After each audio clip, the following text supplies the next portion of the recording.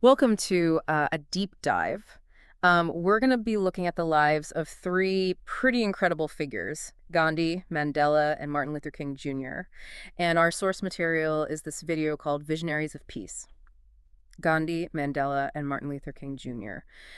It's a really good overview of their lives and their work, but we're gonna go a little bit deeper. Yeah, we'll be unpacking their impact and looking at the ripple effects their actions are still having on movements that continue to this day. Yeah, these individuals really changed the world through peaceful means, which is pretty remarkable.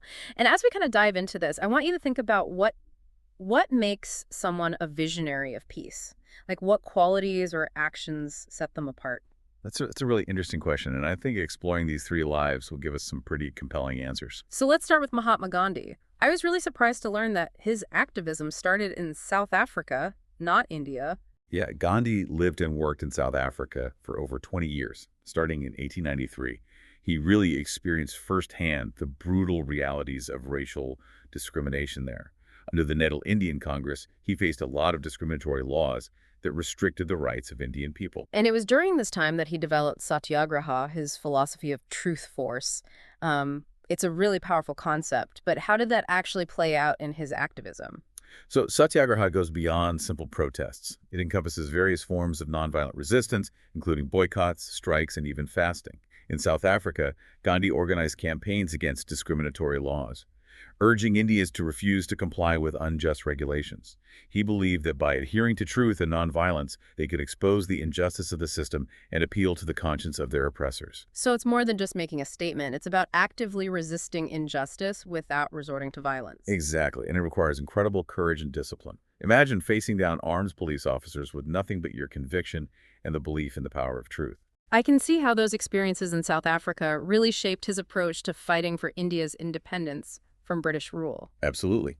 When Gandhi returned to India in 1915, he brought with him the principles of Satyagraha, adapting them to the context of the Indian independence movement. He recognized the immense power of the British Raj, and he knew that violent resistance would be futile.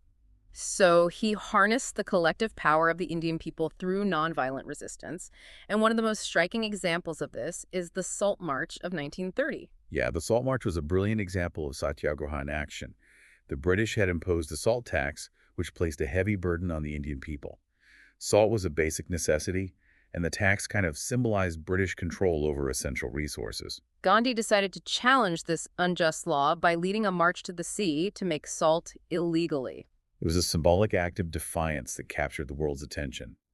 Thousands of Indians joined the march, and the British responded with violence, arresting thousands of peaceful protesters. That image of Gandhi walking to the sea, followed by thousands of supporters, is so powerful. It really highlights the courage and determination of those involved. The Salt March really crippled British control by disrupting the salt trade and demonstrating the strength of Indian resistance. It showed the world that nonviolent resistance could be a powerful force for change. Gandhi famously said, "An eye for an eye will only make the whole world blind." His words resonate deeply with me. How do you interpret that quote in the context of his work? Gandhi recognized that violence perpetuates a cycle of pain and suffering. He believed that true justice and lasting peace could only come from breaking that cycle, from choosing love and forgiveness over hatred and revenge. It's a challenging concept, especially when faced with injustice and oppression. But Gandhi showed that peaceful resistance can be far more effective than violence in achieving lasting change. And his approach had a profound impact, not just in India but around the world. His philosophy inspired countless other movements and leaders, including our next visionary of peace, Nelson Mandela. Mandela's journey is one of extraordinary resilience and forgiveness. It's almost impossible to comprehend spending 27 years in prison for your beliefs, yet he emerged not filled with bitterness, but with a commitment to reconciliation. Mandela's story is deeply intertwined with the struggle against apartheid in South Africa. Under apartheid, black South Africans faced systematic racial segregation and discrimination, denied basic human rights. It's hard to believe that such a system existed in modern times. What were some of the specific injustices faced by Black South Africans under apartheid? Apartheid touched every aspect of life. Black South Africans were denied access to quality education, healthcare, and housing. They were restricted from living in certain areas, forced to carry passbooks, and prohibited from voting. It's shocking to think that this was the reality for millions of people for so long. How did Mandela become involved in the fight against apartheid? Mandela joined the African National Congress, the ANC, in 1944, initially advocating for peaceful resistance against apartheid. However, as the state's oppression intensified, he came to believe that armed struggle was necessary to dismantle the system. So, unlike Gandhi, Mandela initially believed that violence was necessary to achieve freedom. Yes, the ANC formed an armed wing, Umkhonto we Sizwe, which carried out acts of sabotage against government installations. Mandela played a key role in this armed resistance, but he was eventually arrested and sentenced to life in prison in 1964. His imprisonment became a symbol of the brutality of the apartheid regime and a rallying point for the international anti-apartheid movement. Mandela's time in prison had a profound impact on his thinking. He had ample time to reflect on the nature of violence and its consequences. He also studied Gandhi's writings, deepening his understanding of Satyagraha and nonviolent resistance. So, while in prison, Mandela's views on armed struggle began to evolve. Yeah, he began to see the limitations of violence and the potential power of nonviolence to achieve lasting change. This shift in thinking was a key factor in his eventual release from prison in 1990. His release marked a turning point in South African history. Absolutely. Mandela emerged as a symbol of hope and reconciliation, a leader capable of uniting a deeply divided nation.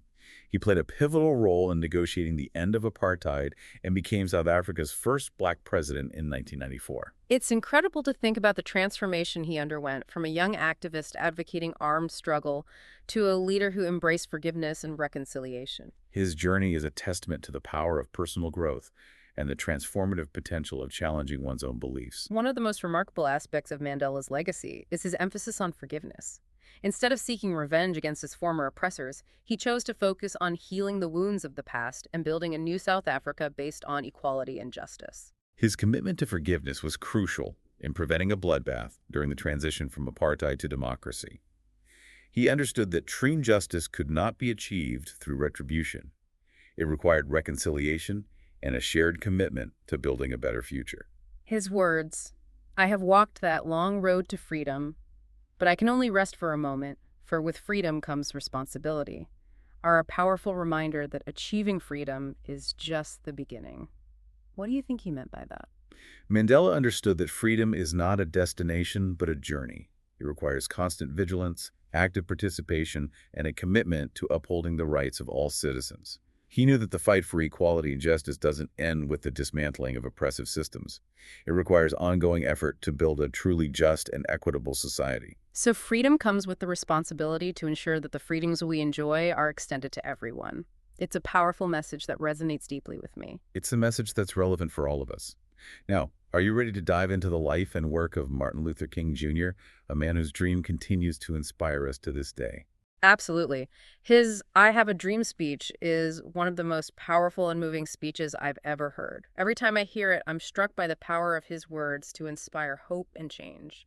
King's story is deeply intertwined with the American Civil Rights Movement, a struggle against racial segregation and discrimination that defined a pivotal era in American history. It's amazing to think that he was only 34 years old when he delivered that iconic speech at the March on Washington. What events led up to that pivotal moment in the civil rights movement? Well, before the March on Washington, King had already emerged as a prominent leader in the struggle for racial equality. He was a Baptist minister deeply influenced by Gandhi's philosophy of nonviolent resistance. I've always found it fascinating how Gandhi's ideas traveled across continents and inspired movements in different parts of the world. It speaks to the universal power of his message. King saw in Gandhi's philosophy a blueprint for challenging racial injustice in America. He adapted Satyagraha to the context of the civil rights movement, organizing boycotts, sit-ins, and marches to confront segregation and discrimination. One of the earliest examples of this was the Montgomery bus boycott, which was sparked by Rosa Parks' refusal to give up her seat on a bus to a white passenger. The Montgomery bus boycott was a watershed moment in the civil rights movement. It lasted over a year and demonstrated the power of nonviolent resistance to challenge segregation. I can't imagine the courage it took for Black people to boycott the buses for that long, especially in the face of threats and violence. It was an act of extraordinary courage and resilience. King, as a young pastor in Montgomery, was thrust into a leadership role. He organized the boycott, drawing inspiration from Gandhi's teachings. The success of the boycott not only desegregated the buses in Montgomery, but also energized the civil rights movement, inspiring similar protests across the South. It seems like the boycott ignited a chain reaction of resistance across the country. Exactly. It showed that nonviolent resistance could be an effective tool for challenging segregation and demanding equal rights. And as the movement gained momentum, King's leadership and powerful oratory skills propelled him to national prominence. Leading us to the March on Washington and his iconic I Have a Dream speech. What made that speech so powerful and enduring? The March on Washington was a pivotal moment in the civil rights movement. It brought together over 250,000 people in a demonstration for jobs and freedom. I can only imagine the energy and emotion of that day. It was a powerful display of unity and determination. King's speech, delivered from the steps of the Lincoln Memorial, captured the hopes and aspirations of the movement. His words, "I have a dream that my 4 little children will one day live in a nation where they will not be judged by the color of their skin, but by the content of their character," resonated deeply with people across the nation and around the world. It's a testament to the power of words to inspire and move people to action. How did King's leadership and the March on Washington influence the course of the civil rights movement? The March on Washington, with King's speech as its centerpiece, helped galvanize support for the Civil Rights Act, which was passed the following year. The Civil Rights Act outlawed discrimination based on race, color, religion, sex, or national origin. It marked a major victory in the struggle for racial equality. So King's vision of a more just and equitable society began to take shape through legislative change. It was a significant step forward, but the fight for equality was far from over. King continued to lead the movement, challenging segregation in housing, education, and voting rights. He faced constant threats and violence throughout his activism. Yeah, he was arrested numerous times, his home was bombed, and he faced relentless opposition from segregationists. But he never wavered in his commitment to nonviolence, believing that love and forgiveness were the only way to overcome hatred and injustice. His quote, "Darkness cannot drive out darkness. Only light can do that. Hate cannot drive out hate. Only love can do that," is a powerful message that transcends the civil rights movement. It's a timeless message that speaks to the human capacity for compassion and understanding, even in the face of adversity and injustice. It's a message that we all need to hear and embrace, especially in today's world. So we've explored the individual journeys of these remarkable visionaries of peace, Gandhi, Mandela, and King. They face different challenges, but their lives are intertwined through a shared commitment to nonviolence and a profound belief in the power of peaceful resistance to change the world. And while their struggles took place in different contexts and time periods, their legacies continue to inspire us to this day. What are some of the common threads that link these three figures? What values did they share that made them such effective leaders? Well, first and foremost, they all shared an unwavering belief in the power of peace to overcome injustice. They rejected violence as a means of achieving their goals, even when faced with unimaginable brutality and oppression. Their commitment to nonviolence wasn't just a strategy. It was a fundamental principle that guided their actions and shaped their movements. Exactly. Nonviolence was more than just a tactic for them. It was a way of life. They believed that true and lasting change could only come through peaceful means, through dialogue, understanding, and reconciliation. And they all had an unshakable belief in equality and justice. Absolutely. They saw the inherent dignity in every human being and fought tirelessly to create a world where everyone, regardless of race, religion, or social standing, had equal rights and opportunities. Their visions transcended geographical boundaries and inspired people from all walks of life to join the fight for equality. Their courage in the face of adversity was truly remarkable. It's hard to imagine the strength and resilience it took to stand up against such powerful forces of oppression, knowing they risked imprisonment, violence, and even death. Their unwavering commitment to their cause in the face of such adversity is a testament to their deep conviction and belief in the righteousness of their struggle. Their stories are a powerful reminder that even in the darkest of times, there is always hope. And that individuals have the power to make a difference. Their influence extended far beyond their own lifetimes and geographical locations. Their legacies continue to inspire and challenge us to work towards a more just and equitable world. How did their philosophies and actions influence other movements and leaders around the world? Can you give us some specific examples of their global impact? It is truly global. It is incredible to think about how their ideas traveled across continents and oceans, igniting movements for social justice in different corners of the world. Let's start with Gandhi. His philosophy of Satyagraha, with its emphasis on nonviolent resistance, has been a guiding force for countless movements worldwide. I'm thinking about the civil rights movement here in the United States. Martin Luther King Jr. was deeply influenced by Gandhi's teachings. Absolutely. King saw in Satyagraha a powerful tool for dismantling segregation and achieving social justice. He adapted Gandhi's principles to the American context, organizing boycotts, sit-ins and marches to confront racism and discrimination. It's amazing how those ideas, born out of Gandhi's struggle against oppression in South Africa and India, resonated so deeply with activists in America fighting for racial equality. Gandhi's influence wasn't limited to the United States. His philosophy inspired movements across the globe.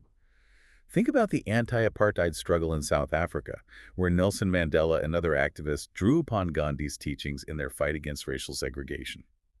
It's almost as if Gandhi's message of nonviolence created a ripple effect, empowering people around the world to stand up for their rights without resorting to violence. That's a great way to put it. And it wasn't just Gandhi's ideas that had a global impact. Mandela's journey from prisoner to president also inspired people far beyond the borders of South Africa. His emphasis on forgiveness and reconciliation, his willingness to negotiate with his former oppressors, set a powerful example for leaders around the world grappling with legacies of conflict and division. Think about the Truth and Reconciliation Commission in South Africa. It was established after the end of apartheid to address the human rights violations of the past, offering a platform for victims to share their stories and for perpetrators to seek amnesty. That model of truth and reconciliation, based on the principles of forgiveness and restorative justice, has been adopted by other countries seeking to heal the wounds of conflict. It's a testament to the enduring power of Mandela's approach to peace building and his belief in the transformative power of forgiveness. And then there's Martin Luther King Jr.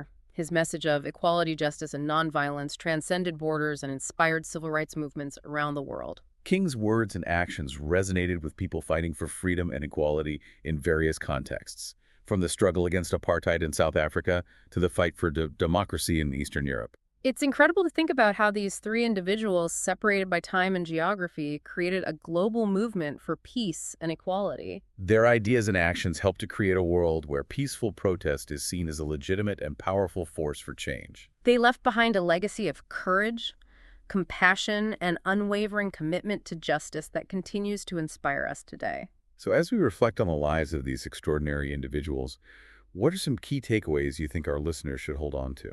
Well, their stories are a powerful reminder that change is possible, even in the face of seemingly insurmountable obstacles. They faced immense challenges, but they never gave up on their belief in a better future.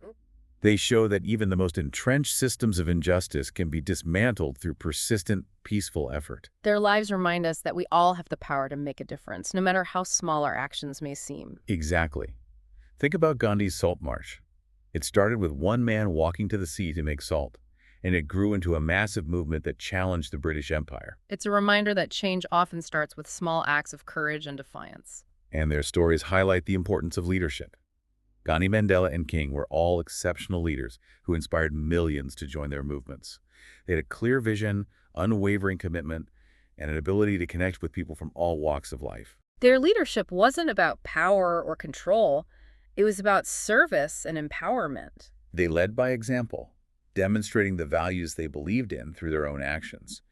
And they all understood the power of unity. They knew they couldn't achieve their goals alone. They needed the collective power of people united in a common purpose. Their movements were successful because they brought people together across racial, religious, and social divides. They showed that true change requires solidarity, collaboration, and a willingness to work together towards a common goal. And they remind us that peace is not passive. It's an active force for change. They weren't afraid to confront injustice, to challenge the status quo, to speak truth to power. But they did so with a spirit of nonviolence, understanding that true peace can only be achieved through dialogue, understanding, and reconciliation. Gandhi, Mandela, and King showed us that it's possible to create a better world. But it takes all of us working together to make it happen. As we wrap up this deep dive, I want to leave you with a question to ponder. How can you, in your own life, embody the principles of nonviolence and work towards a more just and equitable world? What small actions can you take to make a difference? How can you challenge injustice in your own community?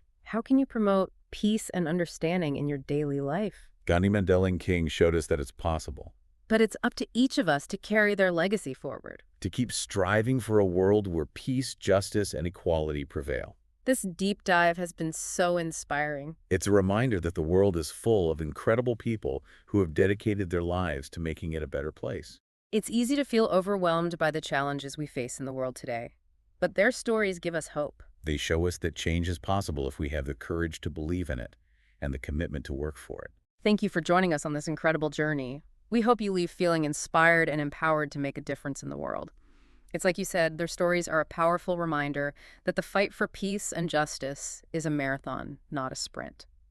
It takes sustained effort, unwavering commitment, and a belief in the possibility of a better world. And it's a journey we all must take together. We can't afford to be passive bystanders. We each have a role to play in creating a more just and equitable world. So as we conclude this deep dive, I want to encourage you to reflect on the lessons we've learned from these extraordinary visionaries of peace. What resonates most deeply with you? What insights can you apply to your own life? How can you contribute to building a more peaceful and just world? We've explored their individual journeys, their shared commitment to nonviolence, and the global impact of their movements. But their legacies extend far beyond their accomplishments. Yeah, their true legacy lies in the inspiration they continue to provide, the seeds of change they planted in the hearts and minds of people around the world. They showed us that ordinary individuals can achieve extraordinary things when they are driven by a profound belief in a just cause and a commitment to peaceful change. Gandhi, Mandela, and King may be gone, but their spirits live on in the countless acts of courage, compassion, and resistance that continue to shape our world. And their stories remind us that we are not alone in the struggle for a better future. We are part of a global community united by a shared desire for peace, justice, and equality. So keep exploring, keep learning, keep questioning, and keep striving to make the world a more peaceful and just place. Thank you for joining us on this deep dive into the lives of these incredible visionaries of peace. We hope you leave feeling inspired and empowered to continue their work to carry their torch to keep the dream alive.